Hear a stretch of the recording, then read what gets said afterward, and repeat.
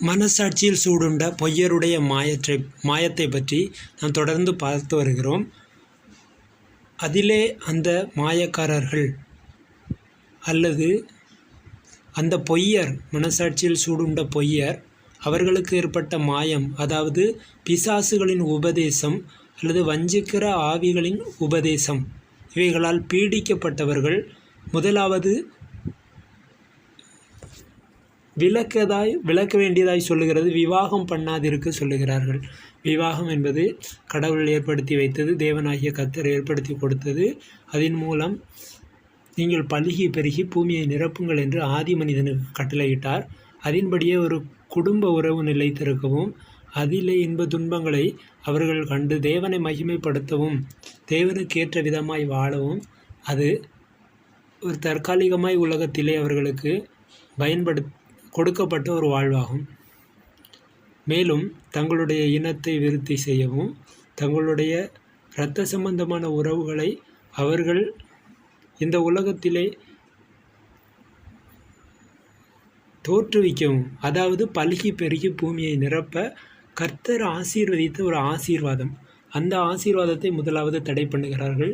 இரண்டாவது நாம் முக்கியமாய் பார்க்கிற இன்னொரு விஷயம், தேவ பக்திக்கு உரித்தான ஸ்தோத்திரத்தோடு அனுபவிக்கும்படி தேவன் படைத்த போஜன பதார்த்தங்களை விலக்க வேண்டும் என்று அந்த பொய்யர் கட்டளையிடுவார்கள். இது முழுக்க முழுக்க கர்த்தருடைய ராப்போஜனமாகிய கர்த்தருடைய பஸ்காவை பற்றினது. இதிலே அந்த அப்பத்தை விலக்க, அந்த பரிசுத்த பதார்த்தங்களை, அந்த தேவன் படைத்த ஸ்தோத்திரத்தோடு அனுபவிக்கும்படி தேவன் படைத்த போஜன பதார்த்தங்களை விலக்க வேண்டுமென்று பொய்யர் கட்டளையிடுகிறார்கள். இதை அநேகர் வேறு விதமாய் கூறுவார்கள். ஸ்தோத்திரத்தோடு அனுபவிக்கும்படி தேவன் படைத்தது எல்லா உணவும் தான். ஏனென்றால் அடுத்த வசனத்தில் தேவன் படைத்ததெல்லாம் நல்லதாக இருக்கிறது, ஸ்தோத்திரத்தோடு ஏற்றுக்கொள்ளப்படுமாயில் ஒன்றும் தள்ளப்படத்தக்கதல்ல என்று அவர்கள் சொல்லுவது பன்றி இறைச்சி மற்றும் அசை போடாதவைகள், பெரி குழம்பில்லாதவைகள், இவைகளுடைய இறைச்சிகளை இந்த புதிய ஏற்பாட்டு காலத்திலே புசிக்கலாம், அவைகள் பரிசுத்தமாக்கப்பட்டு விட்டன, ஸ்தோத்திரத்தோடு புசித்தால் ஒன்றும் தப்பில்லை என்று அவர்கள் மாம்சீகமானதும் பெருந்தீனி சம்பந்தமானதையும் சம்பந்தப்படுத்தி பேசுகிறார்கள். அதாவது ஆவியானவர் பவுலுக்கு வெளிப்படுத்தின காரியங்களை எழுதி வைத்த பொழுது இதிலும் மனசாட்சியில் சூடுண்ட பொய்யர் இந்த வசனத்தையும் தவறாக வியாக்கியானம் செய்கிறார்கள். இது கர்த்தருடைய ராப்போஜனத்தை பற்றினது. அதை நல்ல முறையிலே அனுபவியாமல் தீட்டாக்கி போடும் பொல்லாத மனிதர்களை எச்சரித்தே ஆவியானவர் இந்த வார்த்தைகளை பவுலுக்கு கொடுத்திருக்கிறார்.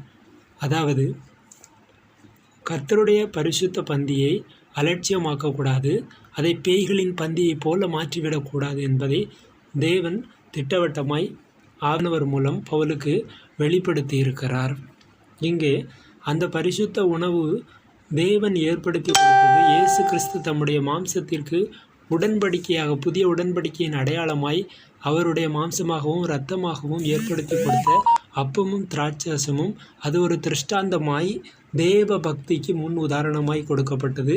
அதைத்தான் பயபக்தியோடு புசிக்க வேண்டும், அதை விலக்கக்கூடாது. அது ஏதோ ஒரு சடங்கு என்று சொல்லி விலக்கும்படியான பொய்யர்கள் அந்த காலத்தில் இருந்ததினால் அது விலக்கத்தக்கதல்ல, அது ஞான அர்த்தம் உள்ளது. அதை நாம் ஸ்தோத்திரத்தோடே ஏற்றுக்கொள்வோமாகில் எதுவும் தள்ளப்படத்தக்கதல்ல. அது ஆகாரமாய் இருந்தாலும் அவருடைய உடன்படிக்கைக்கு முழுவதும் பங்குள்ள ஒரு காரியமாய் அது ஏற்றுக்கொள்ளப்படும்.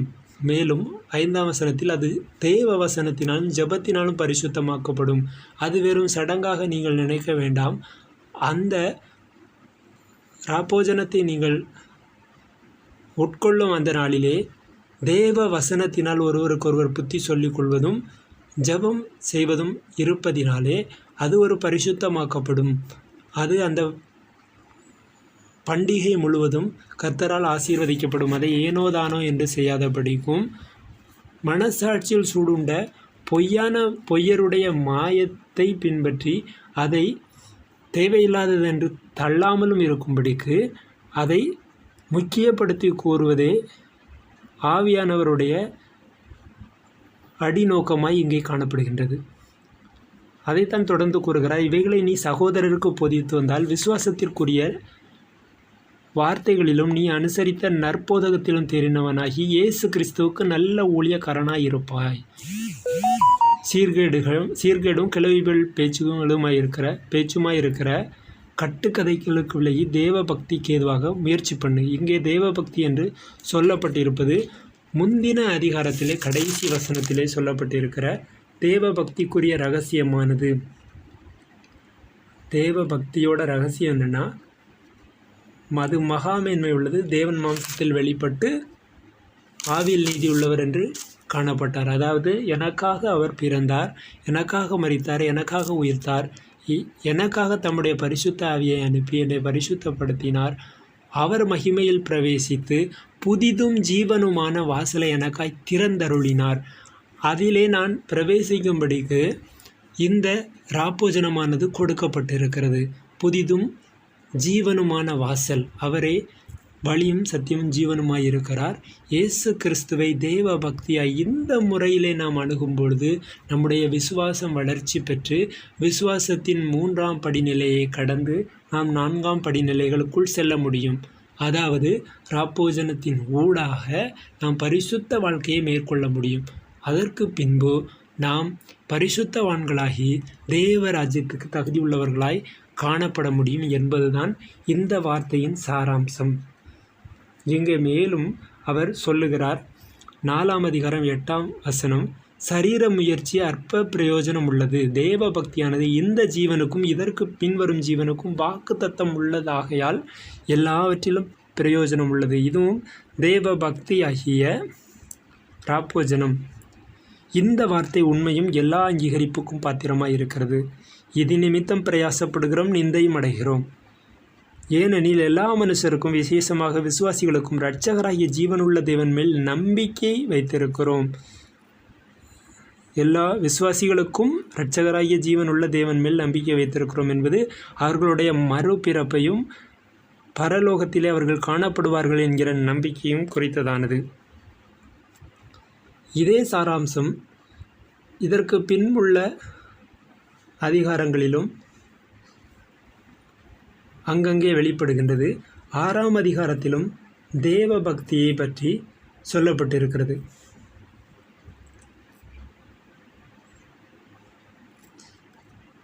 ஒருவன் நம்முடைய கர்த்தராகிய இயேசு கிறிஸ்துவின் ஆரோக்கியமான வசனங்களையும் தேவ பக்திக்கேற்ற உபதேசங்களையும் ஒப்புக்கொள்ளாமல் வேற்றுமையான உபதேசங்களை போதிக்கிறவனானால் அவன் இருமாப்புள்ளவனும் ஒன்றும் அறியாதவனும் தர்க்கங்களையும் வாக்குவாதங்களையும் பற்றி நோய் கொண்டவனுமாய் இருக்கிறான். அதாவது கர்த்தர் ஏற்படுத்தின இந்த ராப்போஜனம் அதற்குரிய அனுசரணைகளை அதற்குரிய தேவ பக்தியை ஒப்புக்கொள்ளாதவனாய் இருக்கிறவன் அவன் வேற்றுமையான உபதேசங்களை போதிக்கிறவனாயிருக்கிறான். அவன் பிசாசின் உபதேசங்களை போதிக்கிறவனாயிருக்கிறான். ஏனென்றால் அவன் மனசாட்சியிலே சூடுண்ட பொய்யனாயிருக்கிறான். அவனுக்குள்ளே மாயம் இருக்கிறது. அவைகளாலே பொறாமையும் சண்டையும் தூசணங்களும் பொல்லாத சம்சயங்களும் உண்டாகி கெட்ட சிந்தையுள்ளவர்களும் சத்தியமில்லாதவர்களும் தேவ பக்தியை ஆதாய தொழிலென்று எண்ணுகிறவர்களும் ஆயிருக்கிற மனுஷர்களால் உண்டாகும் மாறுபாடான தர்க்கங்களும் பிறக்கும். ஏன் இவர்கள் இப்படி மாறுகிறார்கள் என்றால் இவர்கள் தேவ பக்தியை ஆதாய தொழிலாய் எண்ணுகிறார்கள். அதுதான் நான் ஏற்கனவே சொல்லியபடி தேவனுடைய ராப்போஜனத்தை அவர்கள் விலக்க கட்டளையிடும் ஒரு நூதனமான முறை. யார் மூலமாய் ராப்போஜனம் மேற்கொள்ளுகிறீர்களோ அவர்களுக்கு உங்கள் தசம பாகங்களை கொடுக்க வேண்டும் என்று தேவன் பழைய ஏற்பாட்டு காலத்திலே ஒழித்த அந்த நியாயப்பிரமாண நீதியை நிறைவேற்ற அவர்களை வழி நடத்துகிறார்கள். ஏனென்றால் தங்களுக்கு லாபம் உண்டாகும் என்பதற்கான ஒரே காரணத்தினாலே அதை வலியுறுத்துகிறார்கள். அவர்களுடைய நோக்கம் தேவ பக்தியை ஆதாய தொழிலென்று எண்ணுகிறது. இதனால்தான் அவர்கள் பொய்யராய் மாறிப்போய் மாயை பின்பற்றுகிறவர்களாக இருக்கிறார்கள். மனசாட்சியில் சூடுண்ட பொய்யராய் மாறி போகிறார்கள். பிசாசின் உபதேசங்களாகிய மாயத்தனத்தை பின்பற்றுகிறார்கள். மேலும் தொடர்ச்சியாக 1 தீமோத்தேயு 6 அதிகாரம் 6 வசனத்திலே போதும் என்கின்ற மனதுடனே கூடிய தேவ பக்தியே மிகுந்த ஆதாயம். இந்த தேவ பக்தி, அதாவது இந்த கர்த்தரை விசுவாசிக்கிறது, அவருடைய உலக முதலாவது வருகையையும் அவர் நமக்காய் மரித்ததையும் உயிர்த்தெழுந்ததையும் விசுவாசிக்கும் நிலை, மற்றும் அவரை விசுவாசித்து ஞானஸ்நானம் எடுப்பது, அவரை விசுவாசித்து அவருடைய புது உடன்படிக்கையாக ராப்போஜனத்தில் பங்கு பெறுவது, இவை எல்லாமே தான் தேவ பக்தியில் அடங்கும். இந்த ஊழியக்காரர்கள் அல்லது கண்காணிகள் அல்லது பணிவிடைக்காரர்கள் அவர்கள் போதும் என்கிற மனதுடனே கூடிய தேவ பக்தியோடு இருப்பது தான் அவர்களுக்கு மிகுந்த ஆதாயம். ஏனென்றால் அவர்கள் தண்டிலே சேவகம் பண்ணுகிற இராணுவ வீரருக்கு ஒப்பானவர்கள். மேலும் தொடர்ந்து வசனத்திலே உலகத்திலே நாம் ஒன்றும் கொண்டு வந்ததும் இல்லை, இதிலிருந்து நாம் ஒன்றும் கொண்டும் போவதும் இல்லை என்பது நிச்சயம். உண்ணவும் ஒடுக்கவும் நமக்கு உண்டாயிருந்தால் அது போதும் என்றிருக்க கடவும். நமக்கு உண்ணவும் ஒடுக்கவும் இருந்தாலே அது போதும். ஏன்? பொல்லாத பொருளாசையினால் தேவ பக்தி ஆதாய தொழிலாம் நம்ம பயன்படுத்த முடியும் அப்படின்னு நினச்சி தேவ பக்தியை போதித்து அதுக்காக நீங்கள் பணம் கொடுக்கணும்னு கேட்குறது தவறான முறை. மேலும் ஐஸ்வர்யவான்களாக விரும்புகிறவர்கள் சோதனையிலும் கண்ணியிலும் மனுஷரை கேட்டிலும் அழிவிலும் அமிழ்த்துகிற மதிகேடும் சேதமுமான பலவித இச்சைகளிலும் விழுகிறார்கள். இந்த கண்காணிகள், உதவிக்காரர்கள் ஐஸ்வர்யவான்களாக வேண்டும் என்று விரும்பினால் அவர்கள் சோதனையிலும் கண்ணியிலும் விழுவதும் அல்லாமல் மனுஷரையும் மற்ற மனுஷரையும், அவர்கள் விசுவாசிகள் தங்களுக்கு கீழானவர்கள் என்று சொல்லுகிற பரிசுத்தவான்களையும் கேட்டிலும், அவர்களை வாழ்வை கேட்டிலும் அழிவிலும் அமிழ்த்துகிற மதிகேடும் சேதமான பலவித இச்சைகளிலும் விழுகிறார்கள். பண ஆசை எல்லா தீமைக்கும் வேறாயிருக்கிறது. சிலர் அதை இச்சித்து விசுவாசத்தை விட்டு வழுவி, இங்கே ஆரம்பமான அந்த விசுவாசத்தை விட்டே வழுவி அநேக வேதனைகளால் தங்களை உருவ குத்தி கொண்டிருக்கிறார்கள். நீயோ தேவனுடைய மனுஷனை இவைகளை விட்டோடி நீதியும் தேவ பக்தியையும், இங்கேயும் தேவ பக்தி முன்னிறுத்தப்படுகிறது, நீதியை முன்னிறுத்தப்படுகிறது. நீதி என்பது ஞானஸ்நானம், அவருடைய கட்டளைகள் எல்லாம் நிறைவேற்றுவது. நீதியும் தேவ பக்தியும் விசுவாசத்தையும் அன்பையும் பொறுமையும் சாந்த குணத்தையும் அடையும்படி நாடு. விசுவாசத்தின் நல்ல போராட்டத்தை போராடு, நித்திய ஜீவனை பற்றிக்கொள், அதற்காகவே நீ அழைக்கப்பட்டாய். இது எல்லாமே தேவனுடைய அந்த தேவ பக்தியையும் தேவனுடைய ஒப்பில்லாத சுவிசேஷத்தையும் கர்த்தருடைய சாட்சியும் குறிக்கிறது. அதாவது கர்த்தருக்கு ஏற்க நாம் வாழக்கூடிய அந்த வாழ்க்கை, அதன் சாராம்சம். தேவ பக்தி 4 நிலைகளாய் சொல்லியிருந்தேன், அவைகளையே குறிக்கிறது. எனவே இந்த பொல்லாத பண ஆசைகளையும் தேவ பக்தியை ஆதாய தொழில் என்று எண்ணும் எண்ணத்தையும் விட்டுவிட்டு போதுமென்கின்ற மனதுடனே கூடிய தேவ பக்தியை மிகுந்த ஆதாயமாய் நினைத்து ராப்போஜனத்தை உயர்வாக மதித்து அதிலே நாம் கிறிஸ்துவோடு கூட புதிய உடன்படிக்கை பண்ணுகிறோம் என்கிறத பயத்தோடும் பக்தியோடும் பயபக்தியுள்ள ராப்போஜனம் பண்ணுதலாய் அதை நாம் மேற்கொள்ள வேண்டும். அதுவே இங்கே போதிக்கப்படுகிற தேவனுடைய சத்தியமாய் இருக்கிறது. ஆகவே பிரியமானவர்களே, நீங்கள் செய்ய வேண்டிய காரியம் என்ன? தேவ பக்தியை போதிக்க வேண்டும், வலியுறுத்த வேண்டும். ஆதாய தொழிலாய் அதை நினைக்காமல் எல்லா மனிதரும் கிறிஸ்துவின் சாயலாய் சிருஷ்டிக்கப்பட்ட எல்லாரும் இந்த புதிய ஏற்பாட்டு காலத்திலே சுயாதீனம் உள்ளவர்களாய், ராஜாக்களும் ஆசாரியர்களுமாய் ஏற்படுத்தப்பட்டவர்களாய், அவர்களை நாம் இருமாப்பாய் ஆளக்கூடாது, அன்பினால் கிரியை செய்கிறவர்களாய் இருக்க வேண்டும். புது சிருஷ்டியே காரியம். கர்த்தரால் சிருஷ்டிக்கப்பட்ட புதிய ஜீவனையுடைய மனிதனாய் நாம் வாழுவதற்கு இந்த ராப்போஜன முறையை நாம் மேற்கொள்ள வேண்டும்.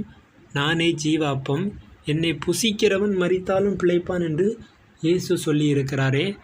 அந்த நிலைமையை நாமும் அனுசரணை செய்து அதையே போதிக்க வேண்டும்.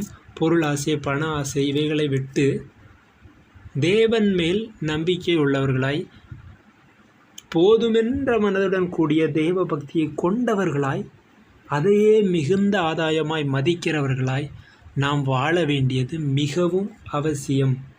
அப்படி வாழ்ந்தால் மட்டுமே நம்முடைய உபதேசம் தூசிக்கப்படாது. 6ஆம் அதிகாரம் 1ஆம் வசனத்தில் சொல்லப்பட்டிருக்கிறது, தேவனுடைய நாமமும் உபதேசமும் தூசிக்கப்படாதபடிக்கு நாம் நடந்து கொள்ள வேண்டும். அதிலே சொல்லப்பட்டிருக்கிறது, தூசிக்கப்படாதபடிக்கு அடிமைத்தன நுகத்திற்கு உட்பட்டிருக்கிற வேலைக்காரர் யாவரும் தங்கள் எஜமான்களை எல்லா கணத்திற்கும் பாத்திரர் என்று எண்ணிக்கொள்ள கடவர்கள். இங்கே அடிமைகளையும் சுயாதீனர்களையும் பற்றி சொல்லப்பட்டிருக்கிறது. அந்த நாளிலே எபிரேயரிலே, அதாவது யூதர்களிலே காணப்பட்ட அந்த கலாச்சார முறையை அவர் சொல்லுகிறார். அங்கே அடிமைகளாய் இருந்தவர்கள் தேவநாமம் தூசிக்கப்படாதபடிக்கு அவர்கள் சகோதரராய் இருந்தாலும் அன்பாய் ஊழியம் செய்ய வேண்டும் என்று சொல்லப்பட்டிருக்கிறது. தற்காலங்களிலே அந்த அடிமை முறை இல்லை. எனவே இங்கே நாம் ஒவ்வொருவரும் சுயாதீனம் உள்ளவர்களாய் இருப்பதினாலே அன்பினாலே கிரியை செய்கிற விசுவாசம், மேலும் பரிசுத்தவான்கள் சீர்பொருந்தும்படி கூடி வருதல் இவைகள் தேவையாக இருக்கிறது, அவசியமாக இருக்கிறது. அந்த கூட்டத்திலேயே தான் பரிசுத்த ராப்போஜனத்தை பரிசுத்தமாய் ஆசரிக்க முடியும். அங்கே தேவ வசனத்தினாலும் ஜெபத்தினாலும் அந்த பரிசுத்த தேவனால் பரிசுத்தமாக்கப்பட்ட ஸ்தோத்திரத்தோடு அனுபவிக்கக்கூடிய தேவன் ஏற்படுத்தி தந்த அந்த போஜனம், அது நமக்கு நல்ல விளைவுகளையும் தேவ பக்தியின் முதிர்ச்சியையும் கர்த்தருக்குள் மீட்கப்படும் மீட்புக்கான உறுதியையும் தரும். இதுவே இந்த வசனத்தின் முழு சாராம்சம். நன்றி, வணக்கம்.